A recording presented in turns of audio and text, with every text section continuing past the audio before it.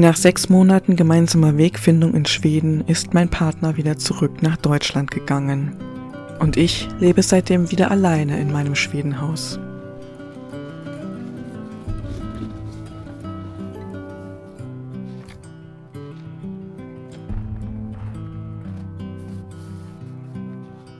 Willkommen zur Schwedenhaus-Rundtour Abandoned Edition. Ich muss hier nur irgendwie reinkommen. Ich wollte mir diese Woche unbedingt selbst beweisen, dass ich es wieder schaffen kann, alleine hier klarzukommen. Dass ich alles schaffen kann, wenn ich nur will. Und das Wohnzimmer.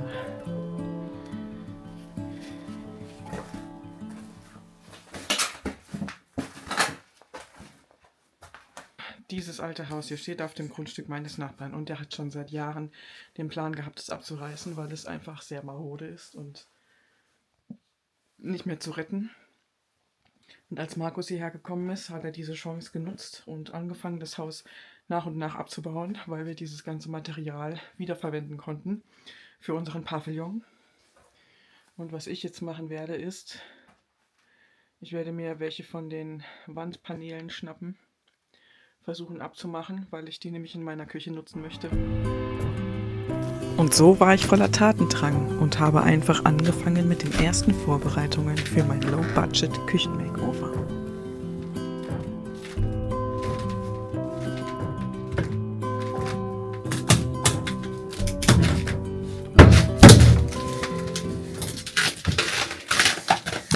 Also man sagt ja immer, abreißen macht Spaß, aber ich muss sagen, ich möchte immer so viel es geht erhalten, deswegen tut mir das immer ein bisschen leid, hier so rigoros ranzugehen.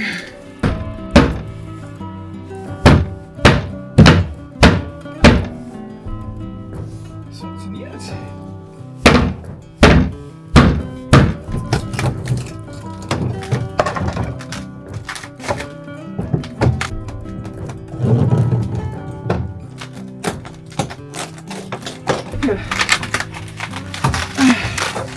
Ich muss zuerst die Decke abkriegen.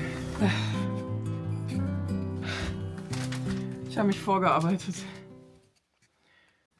Ich habe jetzt die ganzen kleinen Paneelen hier abgerissen. Die sind natürlich alle kaputt gegangen. Und weil ich nicht möchte, dass das mit den langen hier auch passiert, die möchte ich nämlich gerne wiederverwenden, so wie sie sind. Deswegen habe ich mir jetzt erstmal diesen Zugang verschafft und jetzt schaue ich mal, ob ich die im Ganzen abkriege. Das hört sich nicht gut an. Das ist aber auch ein Scheiß.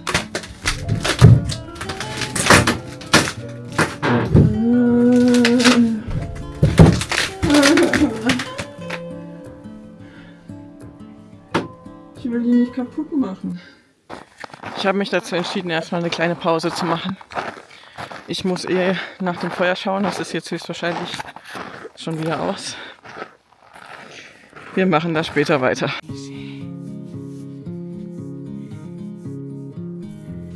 Doch in der Stille habe ich gemerkt, dass ich nicht einfach so weitermachen kann, als wäre nichts gewesen. Ein Zustand der Überforderung brach über mich herein. Ich ließ Zeit vergehen, beschäftigte mich wieder mit dem, was ich am besten kann. Eigentlich.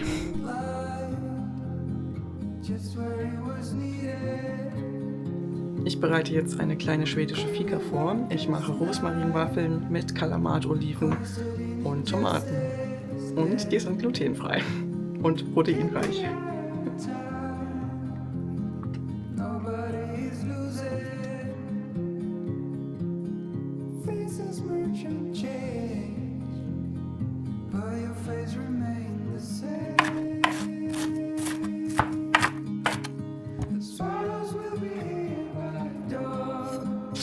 Ist ein bisschen viel geworden für die kleine Schüssel, da kommt ja noch Mehl dazu.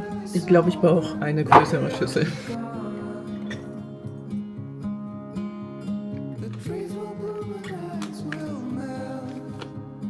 Also wenn man was angefangen hat, dann sollte man es bis zum Ende durchziehen, oder?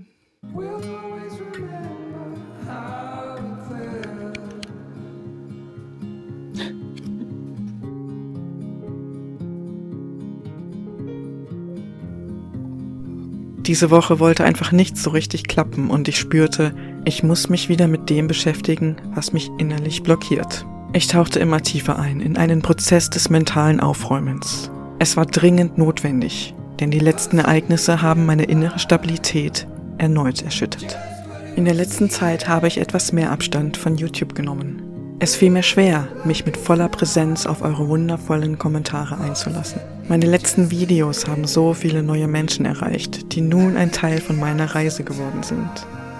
Doch gleichzeitig merke ich, dass dieser Erfolg eine traurige Schattenseite mit sich bringt.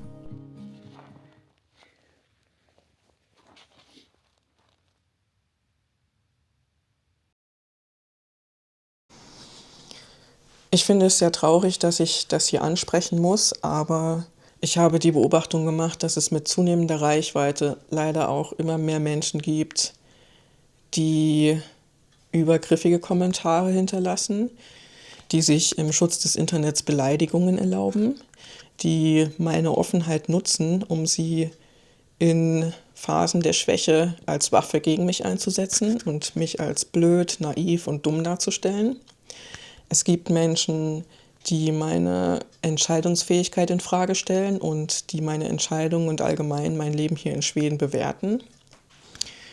Und wenn du zu einer dieser Personengruppen gehören solltest, die ich eben angesprochen habe, du darfst gerne gehen, du musst hier nicht bleiben und vor allem, du darfst kommentarlos gehen. Denn wen interessiert's? Wenn ihr Aufmerksamkeit wollt, dann macht doch einen eigenen YouTube-Kanal. Niemand ist gezwungen, sich meinen Content anzuschauen. Mein Content ist gedacht für Menschen, die sich inspirieren lassen wollen, die daran interessiert sind, wie man ein Leben bewusst gestalten kann. Und das Ganze hat sich entwickelt. Dieser gesamte YouTube-Kanal, all meine Videos gehören zu diesem Entwicklungsprozess. Und es ist völlig normal für mich, dass ich nicht immer auf dem gleichen Level bleibe und dass ich nicht immer wieder die gleichen Dinge zeige. Denn mein Leben lässt sich nicht kategorisieren oder in eine Schublade packen. Ich probiere mich sehr, sehr gerne aus. Meine Interessen sind breit gefächert und ich probiere mich auch sehr, sehr gerne breit gefächert aus, wenn es darum geht, mein Leben bewusst zu gestalten. Deswegen geht es hier eben um verschiedene Themen. Zum einen, wie können wir hier uns ein Leben in Schweden aufbauen. Deswegen spreche ich immer wieder um die Schwierigkeiten, die ich habe in Bezug auf meine Selbstständigkeit. Deswegen spreche ich gelegentlich über finanzielle Belastungen. Es geht aber auch um die Dinge, wie wir uns hier das Leben eben aufbauen, zum Beispiel Bauprojekte, die Markus in der Vergangenheit ja hauptsächlich durchgeführt hat. Jetzt werde ich sie wieder übernehmen gelegentlich. Es geht aber eben auch darum, wie kann ich meinem Körper was Gutes tun und unterstützen, damit ich meine mentale Gesundheit beibehalten kann. Das Leben hier, das ist unglaublich komplex und deswegen gehören all diese Facetten auch zu meinem Leben und deswegen gibt es die hier auch immer wieder zu sehen. Und es mag dann für den einen oder anderen so vorkommen, dass das keine gerade Linie ist, die ich verfolge, aber für mich ist es mein Leben. Und wer daran interessiert ist, der ist hier herzlich willkommen. Ich freue mich über jeden, der diesen Raum mitprägt und der diese Reise mitverfolgt. Es ist ein wunderschöner Wintertag heute. Die Bäume, die sind leicht schneebedeckt, weil es die ganze Nacht durch wunderschön geschneit hat mit dicken Schneeflocken. Und ja, die Sonne kommt sogar ein bisschen durch seit Wochen. Das ist richtig schön. Das ist ein Stimmungsbooster. Heute gibt es einen Shopping Day. Ich fahre mit meinem Nachbarn in die Stadt und dann gibt es auch ein bisschen Quality Time. Wir gehen in ein schönes Tapas-Restaurant und ja, werden einfach mal wieder ein bisschen das Leben zelebrieren heute, was wir schon lange nicht mehr gemacht haben. Und so habe ich mich distanziert, um mich abseits der Sichtbarkeit auf meine innere Reise zu machen. Ich befinde mich in einer zerbrechlichen Phase der Neuorientierung, in der ich mein Leben wieder alleine organisieren muss.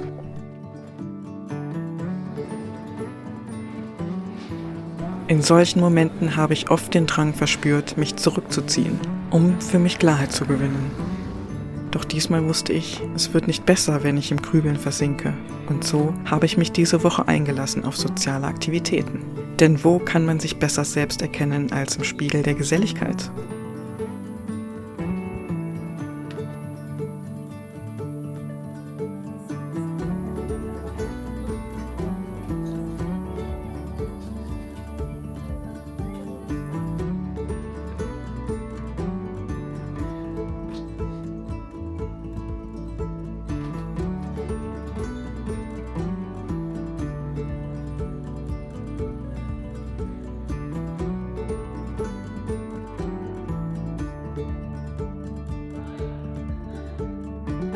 In all diesen Gesprächen, Aktivitäten und Momenten habe ich erkannt, was mich gerade so sehr hemmt, in meinem Leben weiter voranzukommen.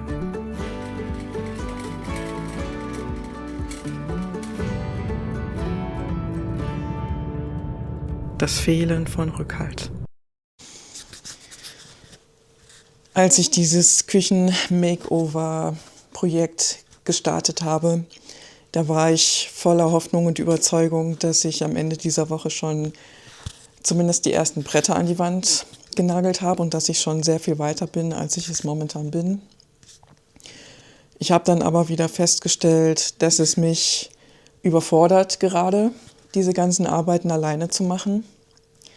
Und das liegt einfach daran, dass ich jetzt natürlich wieder versuchen muss, alles, was zu erledigen ist und was ich auch vorhabe, ja, unter einen Hut zu bringen. Da ist ja nicht nur das, was ich hier in meinen Videos zeige, sondern da passiert ja auch einfach immer der überwiegende Großteil im Hintergrund und das seht ihr ja gar nicht in den Videos.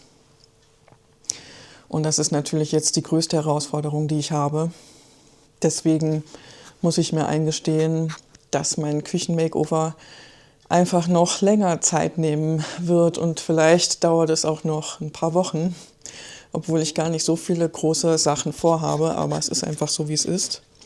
Ich versuche mein Leben zyklisch zu leben. Das bedeutet, dass ich einerseits Phasen habe, in denen ich sehr viel Energie habe und in denen ich voller tatentragende Projekte umsetzen kann. Und dann folgen Phasen, in denen möchte ich mich zurückziehen und mich nicht öffentlich mitteilen. Und da möchte ich auch einfach Dinge tun, die weniger Energie fordern. Das ist dann mehr die kreativere Phase. Das spiegelt sich auch in meinen Videos wider, auch wenn ich da nicht so deutlich drüber spreche. Aber das wirkt sich auch auf die Entscheidung aus, was ich öffentlich teile und was ich für mich behalte. Denn in meinen Augen hat das was mit gesundem Grenzen setzen zu tun. Jemand, der auf YouTube präsent ist, der muss sich selbst schützen gelegentlich und da ist es einfach nur gesund, für sich selber zu entscheiden, was teile ich wann, wofür bin ich bereit und was behalte ich in welchen Phasen eher für mich. Und das ist für mich nach wie vor ein Lernprozess. Ich versuche da noch den richtigen Weg zu finden, aber das ist mein Weg und jedem steht selbst frei, ob er den mitverfolgen möchte oder nicht. Mein Küchen-Makeover mag vielleicht ein Versuch sein, mir in einer instabilen Zeit ein Gefühl von äußerer Sicherheit zu erschaffen. Es ist etwas, das ich umsetzen und kontrollieren kann. Doch mein Schwedenleben konfrontiert mich einmal mehr mit mir selbst und macht mir bewusst, was mir eigentlich fehlt. Der Austausch mit Menschen in meinem Alter. Ein soziales Netz, eine Form von Rückhalt. Denn ohne Rückenstärkung ist es schwierig, Visionen umzusetzen und immer wieder voranzuschreiten. Ich bin wie eine Pflanze, die sich selbst wässert. Ein Mini-Ökosystem, das nur so stark sein kann, wie die Umgebungsbedingungen es mir erlauben.